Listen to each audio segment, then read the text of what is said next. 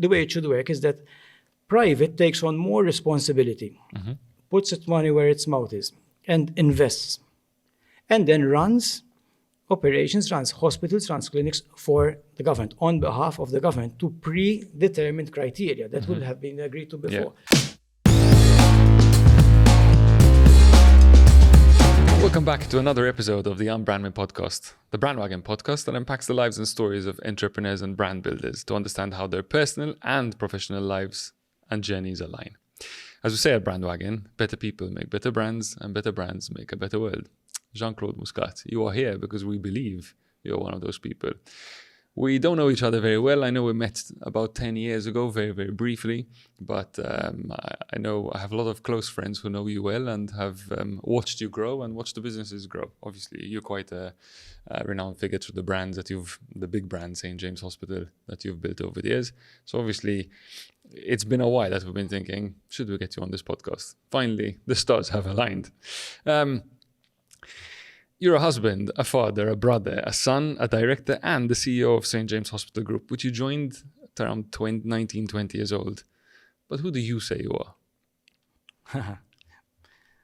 Broad question. So, thank you for having me on this podcast. I'm very much looking forward to it. Who am I? Well, I've developed a lot over the years. I've evolved. I've changed from the person I was when I was 19 years old. When I first joined the group, my first job was selling oil. I had stopped school after sixth form. Okay. And I did miserably in my A-levels, so much to the disappointment of my parents. And then I decided to start earning a living, and I was selling oil for a while, for a few years, did well. And then decided perhaps there are better things I could do in my life.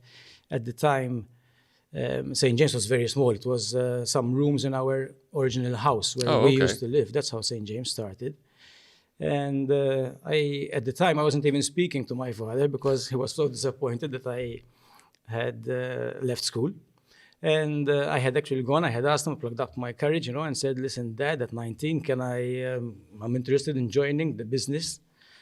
It was actually one of his friends who was pushing me to get into the business. It was never my father who wanted me there at all.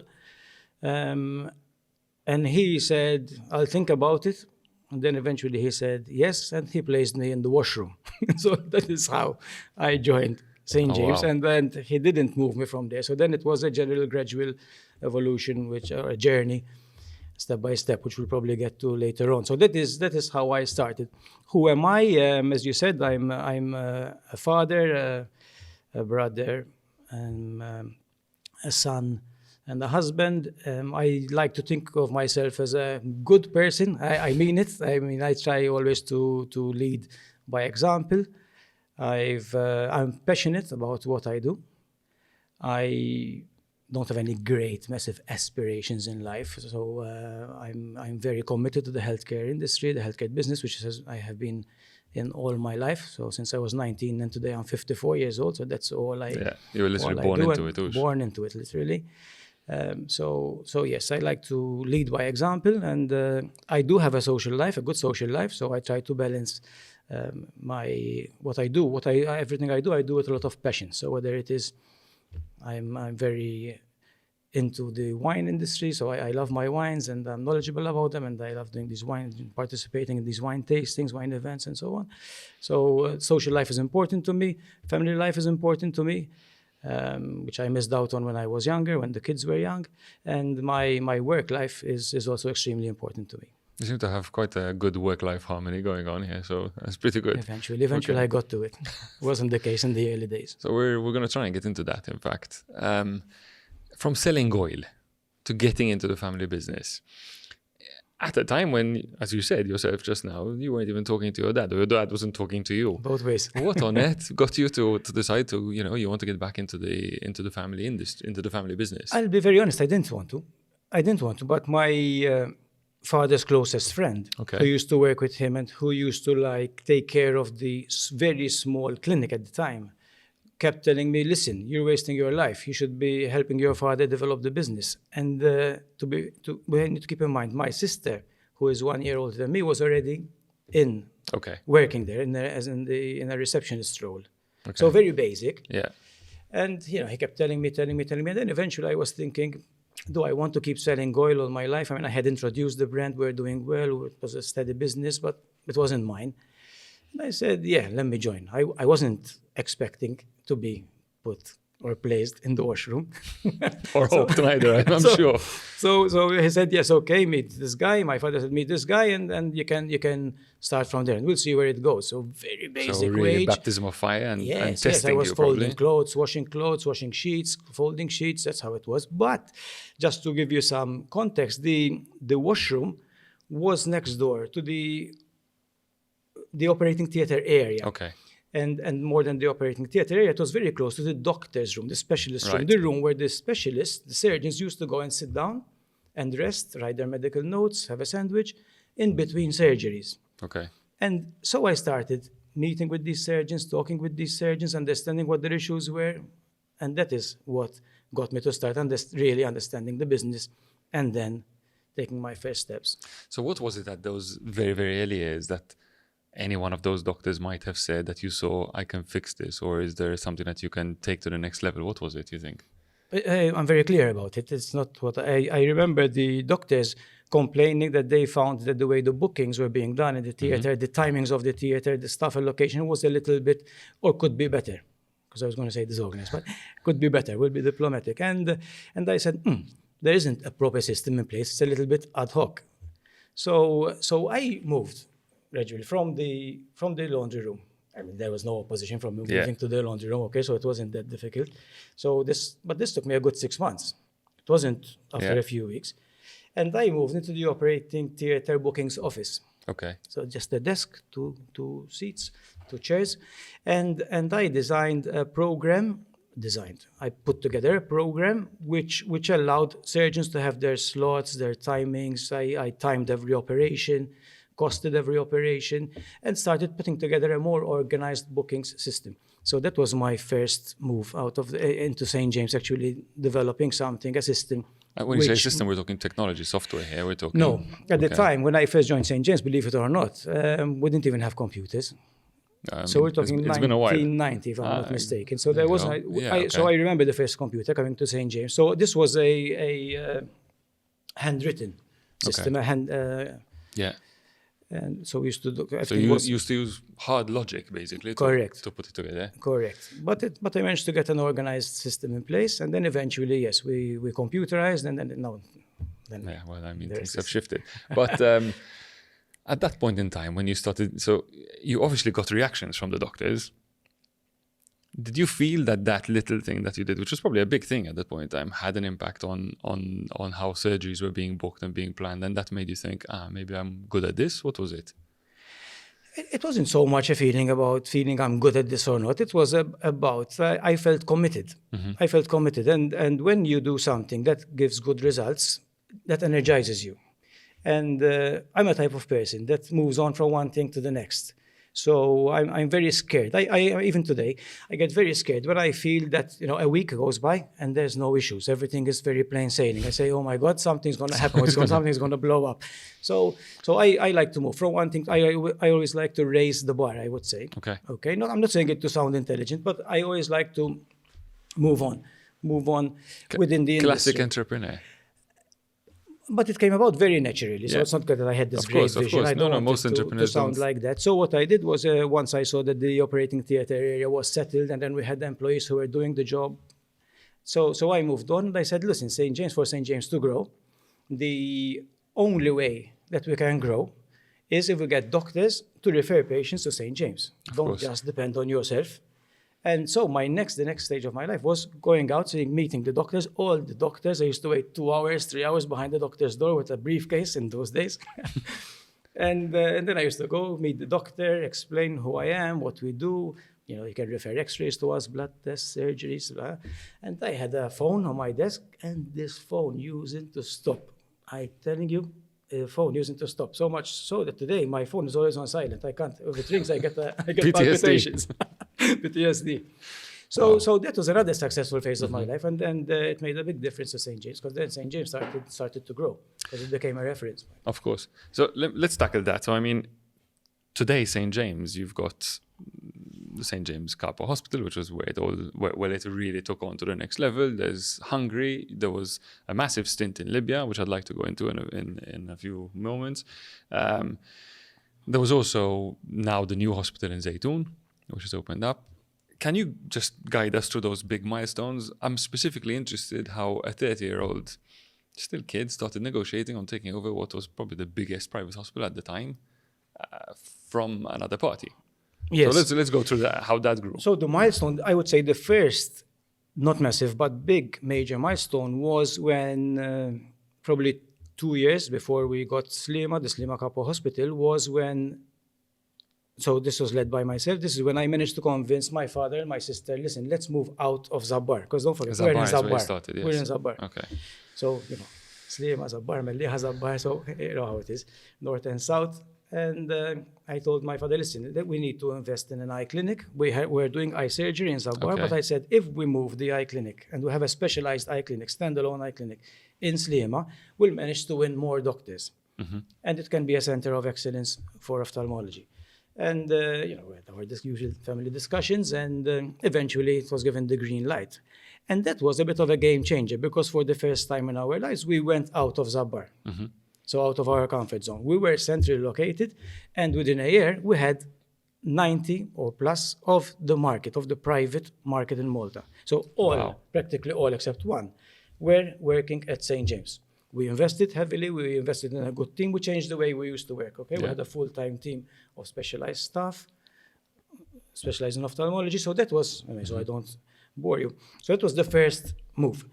2 years later, we negotiated Capo Hospital. Now, that was another interesting one. So this wasn't How did that come about? This wasn't us as such. A very close friend of my father, intimate friend of my father, who was a friend of Angelo Schwire, okay, who had opened the hospital. Angelo had opened the hospital in 97.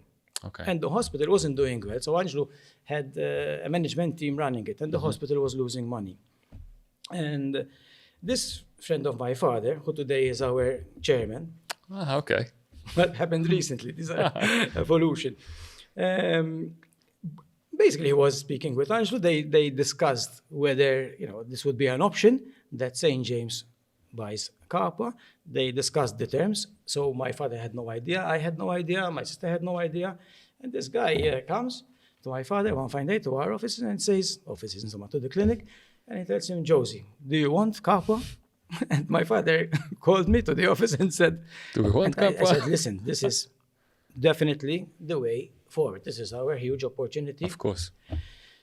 to grow and to establish ourselves but it was a challenge. So it sounds obvious today, but then even our family was very split up about it, because you're going You come from a big family, right? Let's just we are open six up, children. We're six children. Okay. But don't forget, there's the mother and there's the father. Of Okay, course. so my father's in the business. My mother is not business minded. She's a But she's been housewife. supporting the business from behind. In Maltese we say miskina. So and before that too, for politics and everything. Of course, we won't touch that. So we were very divided about it. I was very clear I wanted it. My father was clear he wanted it, and some others weren't so keen, because we were going into a lot of debt, Of which we course. did not have at the time. Don't forget, St. James was small but busy enough and successful. Different size, different model. Yeah. Anyway, so we said yes, green light eventually, and I spent 6 months, 7 months negotiating. So we used to go to these lawyers' offices. There used to be the AX people on one side, I'm on the other side. Our lawyers next to us. We used to get, I remember, Pizza Hut at 1 a.m, I don't know if I should have mentioned. So they were long, drawn-out negotiations, lots of details. When I get stuck, I used to call and say, listen, do I let this go, or do I push for it? And my father says, push or let it go, and the same on the other side. So those were very interesting. That was a big 6 months of learning curve. negotiations. 6-7 months of negotiations, and eventually the deal went through. So all of a sudden, you go from having an ophthalmology clinic and the clinic and all of a sudden opening these massive project too, because I mean, So St. James at is that Slima. point, How many beds are we so looking at at that there? point, we're looking at 75 beds from significant a small clinic. So my job was, this guy, the who's chairman today, told me, now forget your life. He said, and go and turn that hospital around. So I went. Now keep in mind, from Zabbar, I hardly had an office. Okay, Okay. so I went in, to Capua, and big hospital, and they showed me my office, which was massive. And the first thing I felt like doing was, honestly, going under the desk and hiding. I said, how am I going to, where do I start from? Of course. And we were supposed to have a handover. I had a 3-month handover with the exiting outgoing CEO. And I told him, listen, it's okay. I told him, I'll find my way around. And then when I need you, I will refer to you. I told him, but there's no need to be here, because I felt I would have more space. Yeah. And it would be more easier on the staff. Right. Rather than having someone who's been there in charge of them for X amount of years. And then anyway, eventually, we got around, I got around. And luckily in 12 months, we did manage to turn the hospital around. I mean, that's a significant project. How does somebody who has absolutely no medical training, no sort of, I mean, as you said, you stopped at your A-levels, and all of a sudden you find yourself running what's, about to become the biggest private hospital in Malta with, I mean, obviously a significant amount of staff, a lot of those who are medical professionals who have studied and trained, and you're running a health operation, but you're a medical operation, and you're also running a business operation, which has to turn around a profit within a significant amount of time because the debt is there. What did that feel like? My personal greatest strength at the time was my relationship with the doctors. So both, if we go back to what I started from, the time I spent with the doctors, because probably I used to spend more time in the doctor's room than in the laundry room. Okay, Fair enough. So I had a very good relationship with the specialists. Market research, we'll call it. And then I also had a very good relationship with the doctors, with the GPs who were referring work to St. James. Okay. So apart from that, I had good knowledge of the medical industry by then. Whereas the newcomers were still trying to understand the Maltese culture. Keep in mind, it's not a one-size-fits-all. If you're in Hungary, if you're in Libya, if you're in Ghana, if you're in England, if you're in Malta, it's not a one-size-fits-all. We have our own culture, our own way of doing things. Doctors have their own preferences and issues and no-go zones and so on. And I was very familiar with this, okay? Or we all were familiar with this. So we were quite clear what we wanted to do, how we wanted to get there. I do remember some of the major changes we did, which is we took over the management of the hospital completely. This was myself, really, because I was over there. At the time, it was being headed, different sections were headed by different doctors and specialists. And I said, listen, specialists, do the specialists work, do the clinical work, I will run the hospital. And step by step, we made the changes. It wasn't easy. It was really, really difficult. And so there were those moments where you felt out of your depth in I felt, or was it always you took it in I your was stride? concerned. No, it would be arrogant of me to try to get in my stride. I didn't. I was terrified. I was terrified, but I was terrified, but I was confident that I could get there as well. So I just was insecure. I don't know, not sure how long it was going to take me. Was I going to succeed? I knew what I wanted to do. But I gave my 100+%. So I forgot all about my family at the time when I had young children. I used to sleep 3 hours. Now looking back, I couldn't do this again. I'm sure I couldn't. But I used to go home at midnight. I used to sleep 3-4 hours, have a bath, because in those days I used to have a bath, not a shower. And my wife used to think, what is this guy doing? And at 5 I leave. I used to get staff in, train them on how to bill, how to manage clients, how to deal with a difficult doctor. And we used to train from 5 a.m. till 7 a.m. And then the day starts, and so on. And again, the next day, and so on and so forth. And sometimes my wife used to get the kids to me in the pushchair in the pram and say, these are your kids. You still remember them? So it wasn't an easy. And obviously, I mean, I don't regret it. But. No, of course, you had to make your sacrifices, and I think that's what it is. Today, but more than a sacrifice, I was committed. So when you are committed, you don't feel that you're making such a big sacrifice. It's later on in life when then things happen with the kids or this, that you realize, maybe I could have done this better. I should have given more time to this. Yeah. But when you're in it, and you have to do it, and you're committed to succeed. Absolutely. It feels like, as you were talking, that there was also this feeling that the doctors wanted you to succeed as well. Did you have that feeling, or did they want? Because you said that you were very close to the doctors, you're close to the medical staff. So there was this united thing that people wanted St. James to work, or you found a lot of obstacles as well? I didn't find obstacles from the doctors. No, I did find the obstacles from the staff at the time. Not now. Because they were going to change from one They were management going to style to change, another. so it's quite. I wasn't expecting that. I thought that the staff were going to say, now there's Jean and then the St. James, and we're going to be better. And it was gonna the save opposite. everyone. It was the other way. Everyone hated me, I think, at the time. How did you deal with that? And that was probably my most difficult aspect of what I went through, probably because I'm a type of guy. I'm a bit sensitive. A bit. So if I feel that the staff and my key people aren't with me, that motivates me. I mean, although people see us as the top people, CEOs and so on, we feed. I'm sure you're the same. You feed off the energy of your people when when things are going well, or when staff come to you with positive news or with good ideas, you get energized. Yeah. So it's the other way around. If you feel that everybody is against you and this is your own. Yeah, these are people who should be on your side. Oh my God. So that is very demotivating. You need to be really strong. You need to be strong mentally. How did you deal with that? So that was me, myself, and I think that was a moment when that was a big learning curve for me. I've learned over the years now, when I am in very difficult situations like that, I need me time. My wife helps me as well sometimes when we do discuss, because she realizes when I've got an issue, because I just block. This is my weakness. I block. I don't speak. So I think it's the Capricorn in me. So I just block. And when she sees me, I'm 2-3 days and I'm not talking, she says, "Hey, what's up?" and so that helps. But I find I need some me time. What does that me time look like? Where do you feel that you can reconnect with yourself? And I stay quiet on the sofa. Stop, think. If I'm abroad, that's the most quality me time I get, because if I'm going to Hungary, for example, where we have a clinic over there, so I spend a lot of time on my own. If I go for dinner, I'm on my own, and I think and I get ideas. And you think and you reflect. And usually that helps me come up with mini or good, correct solutions.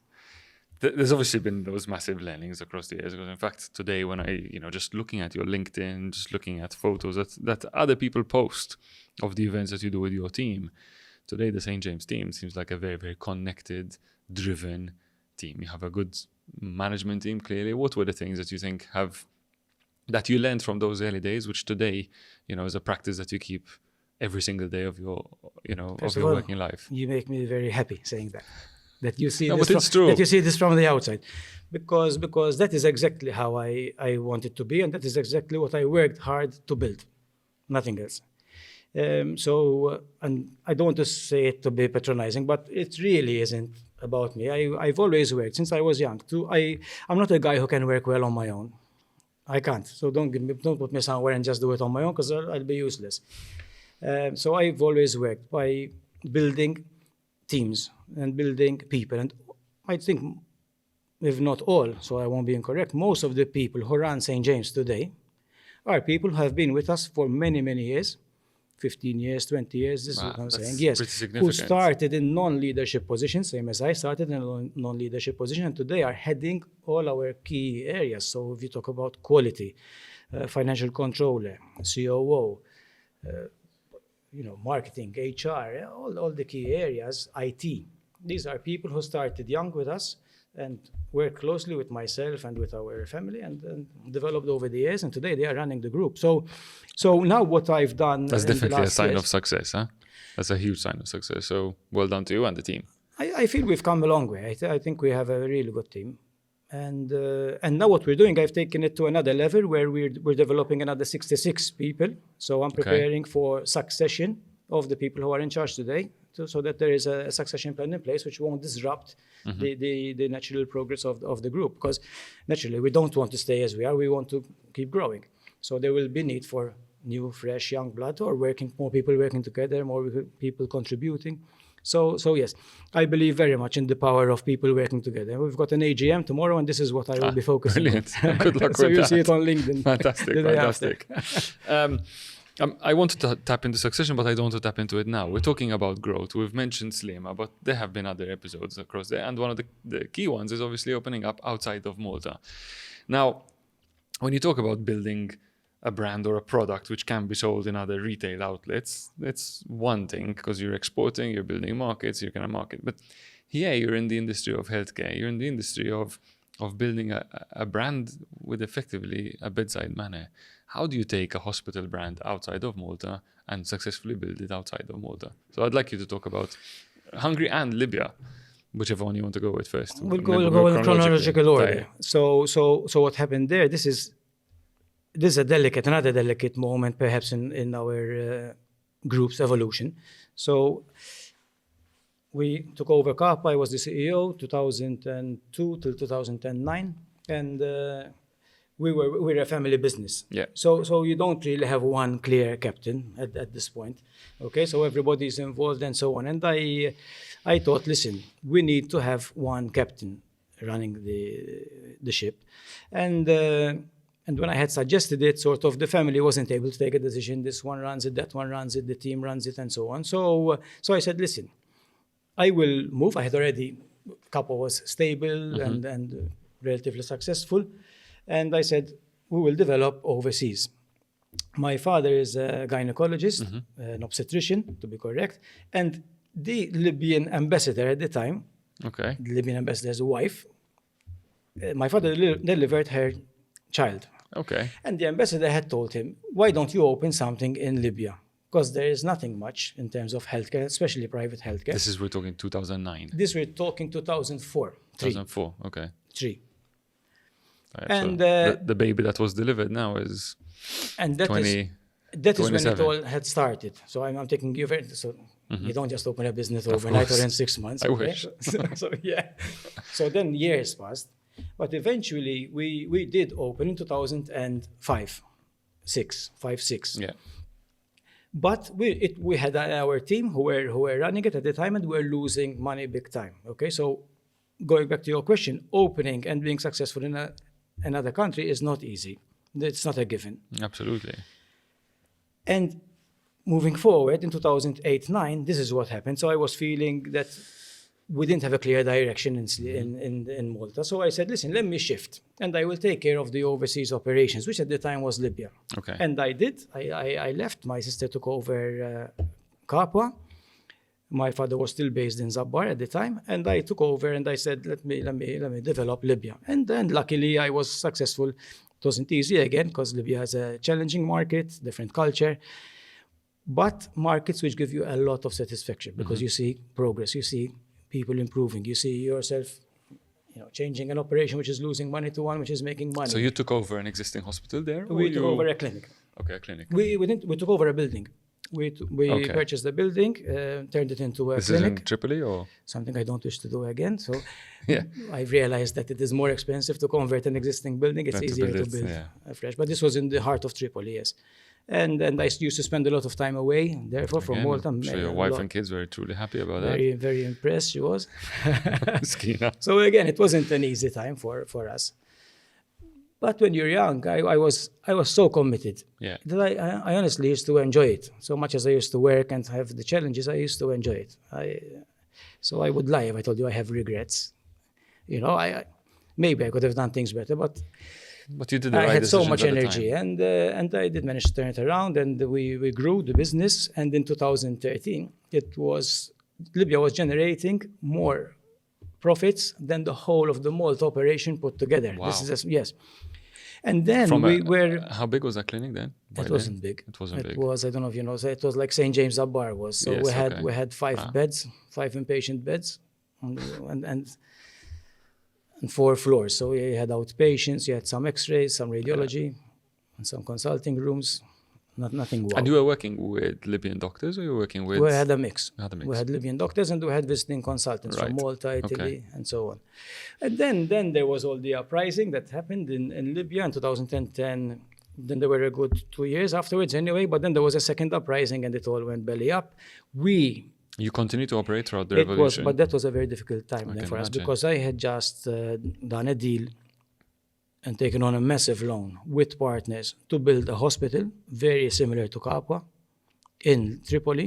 I think I remember reading about that. The deal was done, concluded. We had 2 massive Maltese companies building the hospital there. We had bought the medical equipment. We had bank loans, millions, and it all imploded. Of course. So that is a period which I look at, I was really on my knees there. Big pressures. We had to restructure the company, refinance the company, and eventually we recovered because we managed to exit the business and pass on the hospital and the building to someone else. But it was a difficult 3 years. In 2015, our general manager was kidnapped as well. So Libya turned into a bit of a story.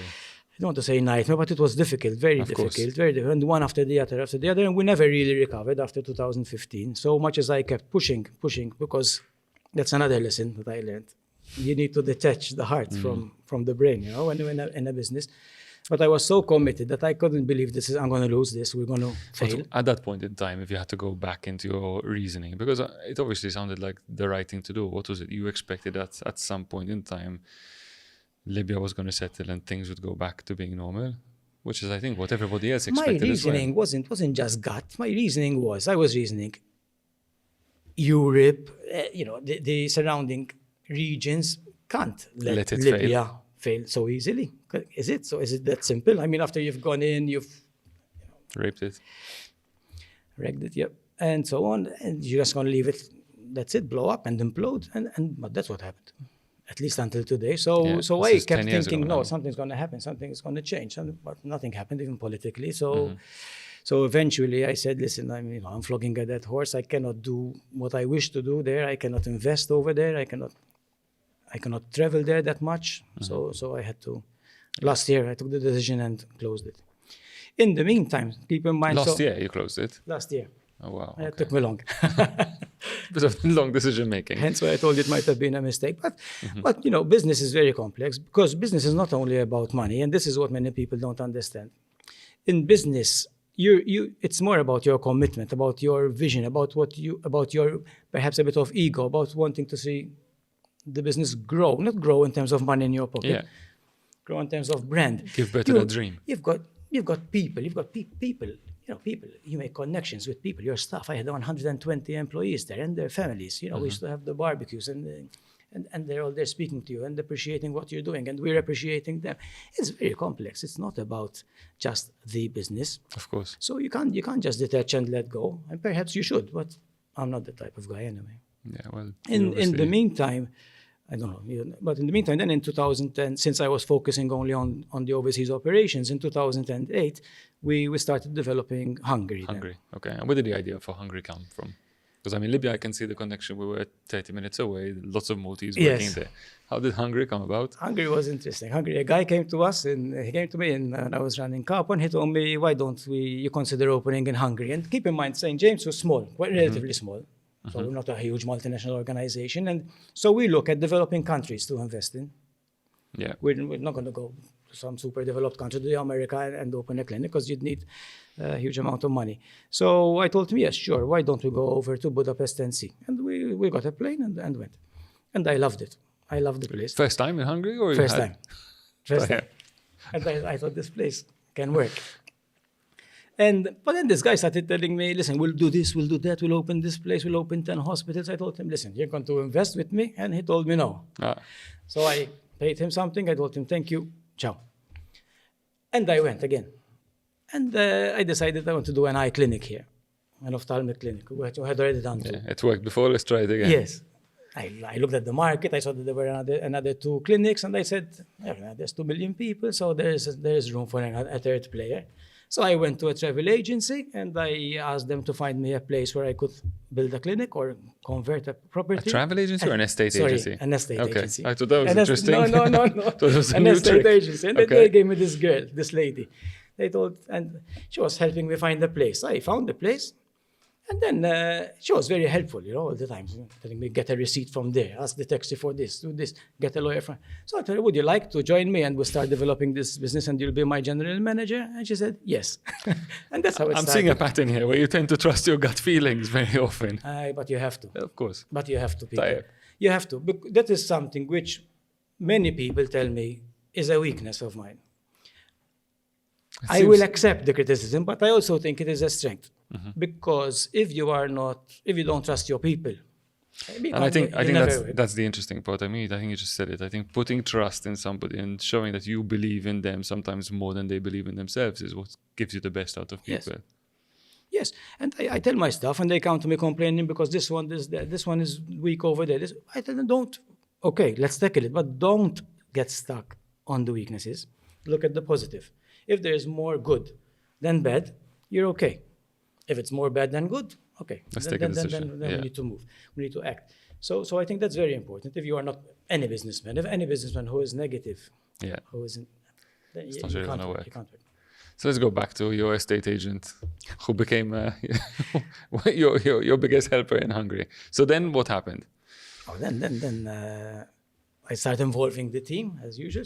So I developed the concept that I had in mind. Then some of our people from Malta did the recruitment, and then we negotiated the equipment. So the hospital, after a year and a half, was finished.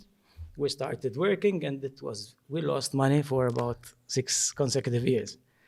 And at that point, my board was telling me, like, close it. And I was thinking, like, And this is why Libya is doing well, or this is why 6 Libya is years? I mean, it's starting the problems. So Libya is giving us headaches at this point as well. So What was it? Why do you think you were losing money in Hungary at the very beginning? What was the problem? Where were you?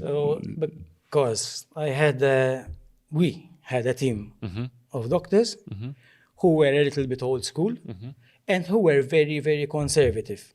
And they weren't, so we were spending a lot of money getting the patients to the hospital, then they see the patient and they don't convert them, they don't give them the treatment that they came for. Right. Okay, just very, very conservative. So eventually what I did was I got a doctor I said, now either I close, I had to decide, I was going to close, but I said, before I close, let me try one last thing. And I called a very important doctor in Milan, super ophthalmologist, who presents at all the international symposium conferences on ophthalmology. And I told him, listen, Dr. X, can you come for 2 days and see my operation and tell me what you think? And he did.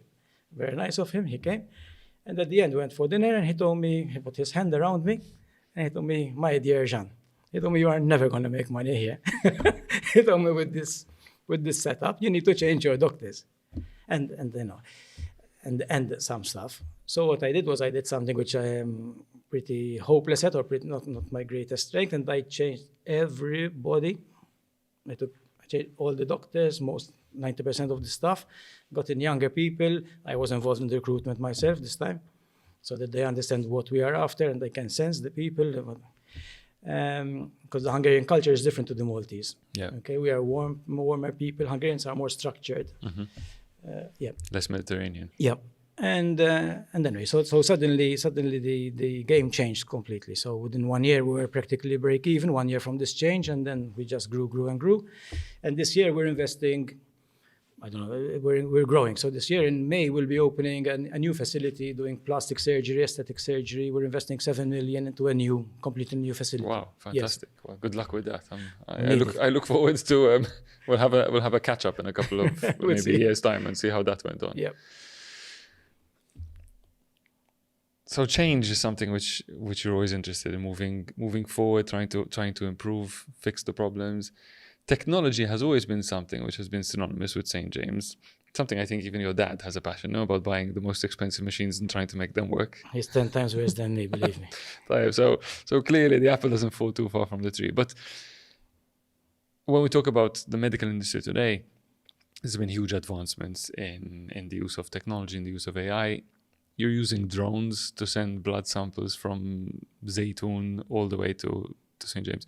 Where does this come from? And talk to me a bit about the latest sort of, technology that you're bringing into the business. Yeah.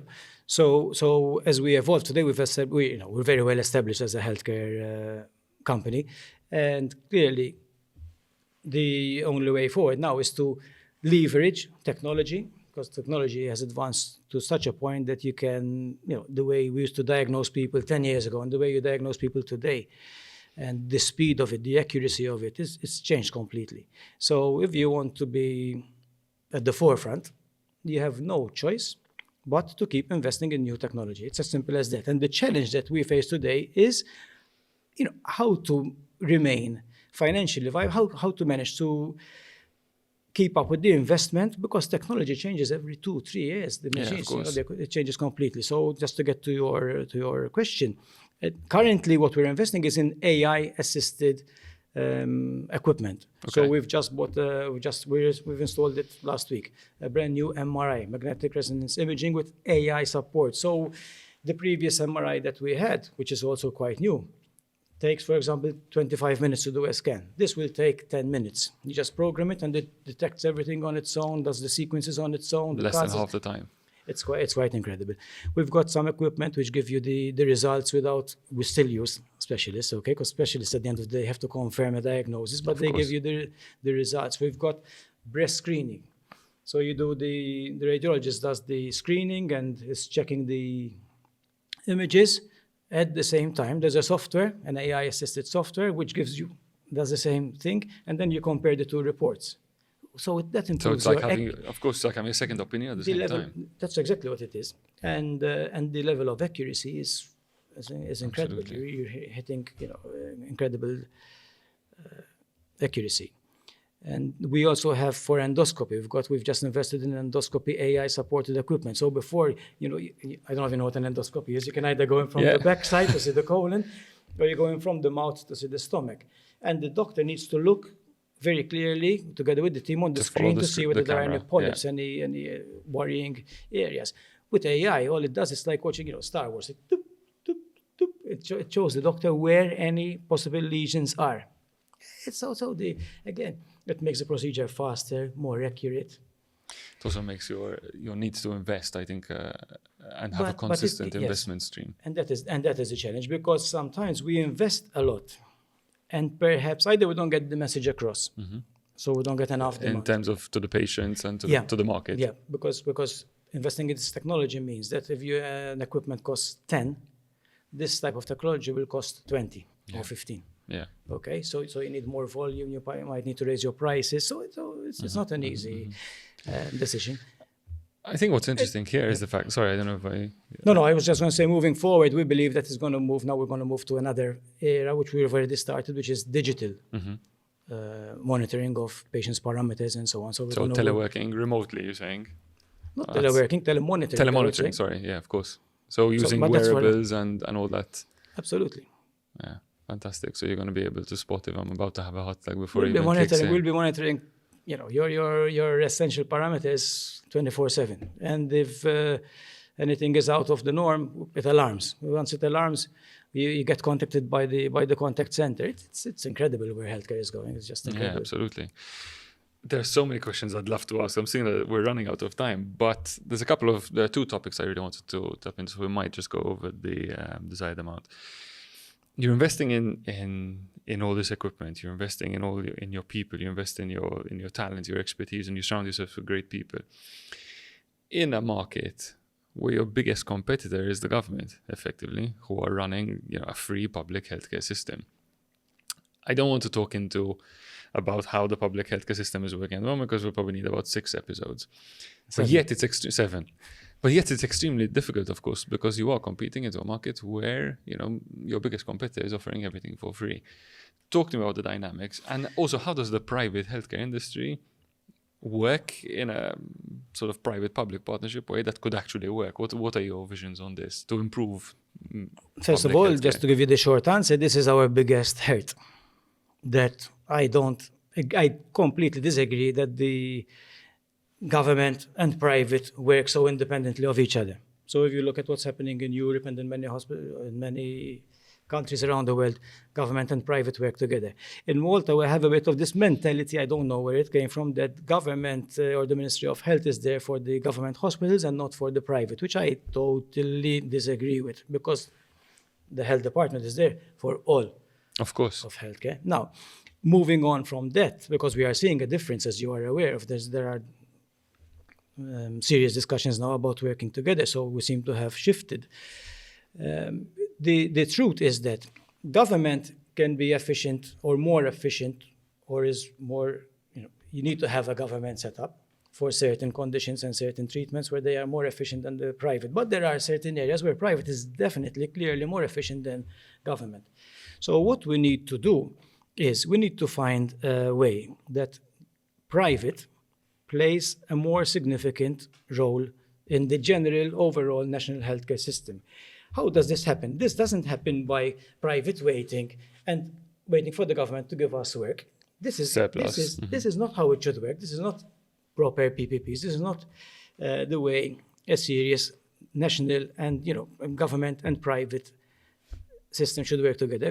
The way it should work is that private takes on more responsibility, puts its money where its mouth is, and invests, and then runs operations, runs hospitals, runs clinics for the government, on behalf of the government, to predetermined criteria that would have been agreed to before.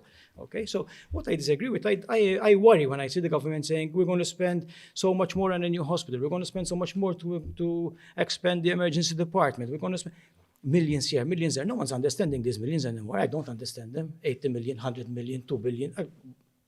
But no one's, if I'm not understanding, I don't think you're in the industry. People out there are understanding. So definitely we need to move to what we call a value-based healthcare system, where hospitals should be graded, private should play a key role, private who can cater for certain services at the correct prices, with the correct outcomes, which have to be shared and produced and published. Okay, should form part of the system. This is where we have to move towards that system. And the government and the ministry will be in charge of the whole portfolio, not just government or private, the whole healthcare portfolio. This is the way it should go. Yeah, that makes a lot of sense. If you think about it, the more the government continues to invest. This podcast gets listened to by somebody in the right places. Because the truth is, the more there's a problem, and the more the government continues to expand, you're also, and what you say, tiftaħ il-ferita. You are increasing, your pain, your hurt, because to administer it is challenging. To find human resources is challenging. And you're competing for the same talent. Yeah, so I think we can work together and be much more efficient. What strikes me most about our conversation today is that even though obviously we're talking about business, fundamentally we're talking about people's lives, we're talking about our loved ones, we're talking about the healthcare industry, we're talking about, helping people and saving people's lives as well. And what struck me most about your conversation is that whilst it is a business that you're talking about, there's a clear passion about the people that you're serving. What is it that you think St. James managed to do right to create this bedside manner and develop a brand which people recognize and trust in Malta today? Yes, first of all, we're in it, so we don't look at it so much as a business. So you guys probably see it as a business from the outside. We don't feel it that way. We are truly passionate about what we do, and I'm not saying it to say the right things. Pero to answer the question, I would say the evolution has come about. It's been a natural evolution. So we started as a small family business. So my father was there with a core team of staff. Okay. There was a lot of respect, and they understood what he wanted to achieve. And then as we continued to grow, it was a very gradual, organic growth. So before CAB, it was it still is, I would say. So we are able to transmit our passion, our care to our immediate staff, who then transmit it to their next level of staff. And I personally focus on this 24/7. So every single meeting, I create meetings, I organize meetings for my staff to focus only on the quality of care, the patient care, even the most simple thing, make eye contact. That's not about clinical care, but make eye contact, make the patient feel welcome. If they see someone looking around, it means they're lost. Ask them, can I help you? Basic stuff. Yeah. And then I think we've managed to transmit these values to our staff. So I'm not talking rocket science. These are basic values, but people appreciate them more than we can imagine. Yeah, they're the most important thing. Yep. So let's talk about the future, because we're getting close to the end now. Succession, the vision of St. James. How are you going to be able to transmit all these values that you have today and the way you're running the business to the next generation of leadership, whether that is your own family or people within the industry? How do you view that, and what plans are you making to take care of that? This is a challenging one. In terms of succession within our immediate group, our immediate team, I believe we've got that pretty much taken care of, or we're at an advanced stage. So we've got what I organize every quarter, what I call leadership meetings. I referred to it previously when I told you we were preparing 66 people. So, but what I do also is I'm very careful, I'm very that I visit all the hospitals. I go around the hospitals regularly, meet the staff. So when I say that I'm overwhelmed, I spent a whole week without going around the hospitals, I will clear my diary and spend time in the cafeteria, go around, meet the people, listen to their, and you always learn something. Of course. Always. I have never in my, I don't know how many years, 30 years plus, gone around the hospital and not learned something or bumped into someone who tells me something important. So the fact that we are able to connect with our staff, I think is crucial, and this is very important because people take a lot from that conversation, from that discussion, and that's the easiest way to transmit a core value, in my opinion. Because if I put people in front of me, 50 people in front of me, and I talk about values, okay, you're going to take home something. But from 100, you're going to take home 10. But if we're talking the way we are, you and I, you're going to take how much more. So that is one, the personal interaction, that it's always we're transmitting a consistent message, and we're there, we're hearing, we're supporting, we're listening, and we're moving forward. That is important.